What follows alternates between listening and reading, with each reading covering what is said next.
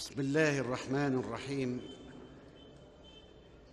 حمدا لك يا رب، حمدا لك يا ربي، أضأت قلوبنا بالإيمان وشرحت صدورنا بالإسلام وأنعمت علينا بنور القرآن.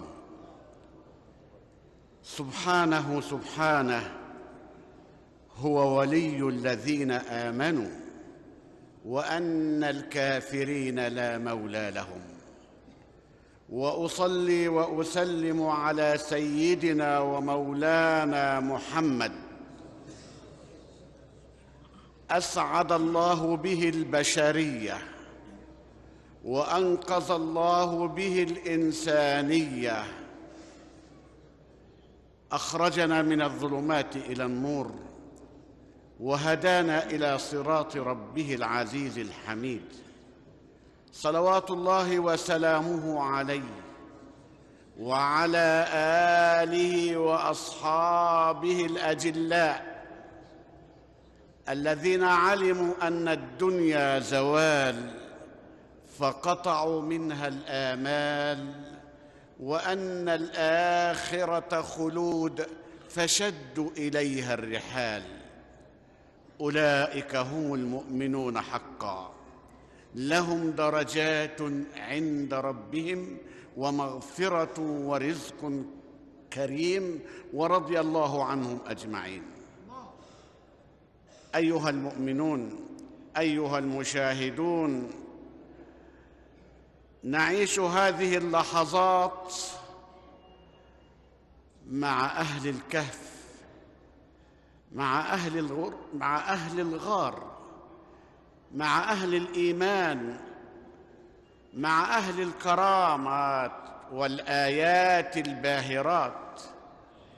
نعيش مع الذين أخرجوا الدنيا من قلوبهم وعزفوا عما في هذه الحياة وأقبلوا على الله بعزم أكيد وبتوحيد خالص لله رب العالمين.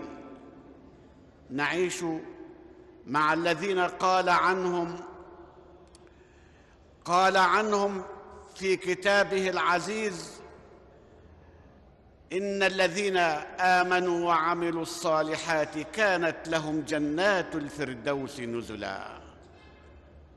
استمعنا منذ لحظات إلى مقرئنا الفاضل وهو يذكرنا بعظمة أهل الكهف وبمكانة أهل الكهف وبفضل الله على أهل الكهف، فيقول رب العزة مخاطبا حبيبه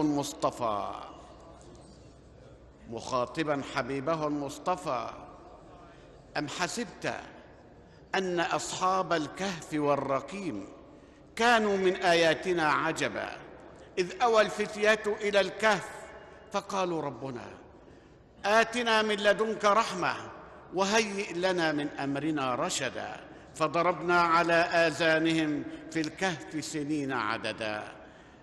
أيها المؤمنون، ها هو رب العزة يخاطب حبيبه المصطفى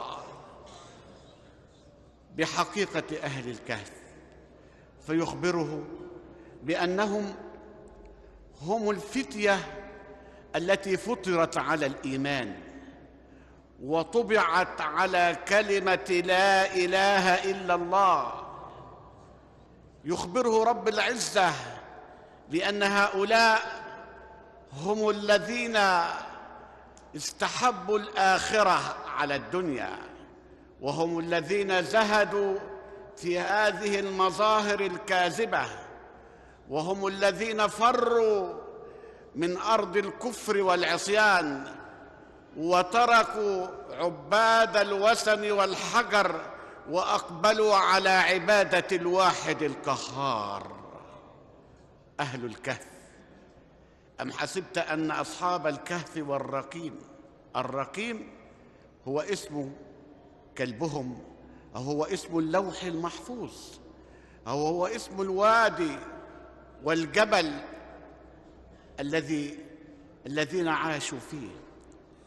والرقيم كانوا من آياتنا عجبا، كانوا من آياتنا آيات ذات عجب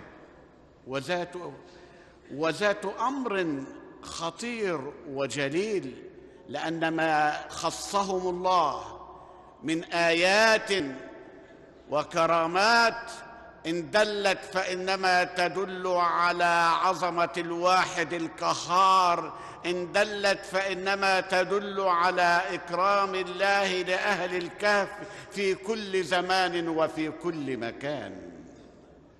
كانوا من آياتنا عجبا إذ أوى الفتية إلى الكهف. فتية المجموعة من الشباب الذين عصمهم الله من الشرك وحفظهم الله من الضلال،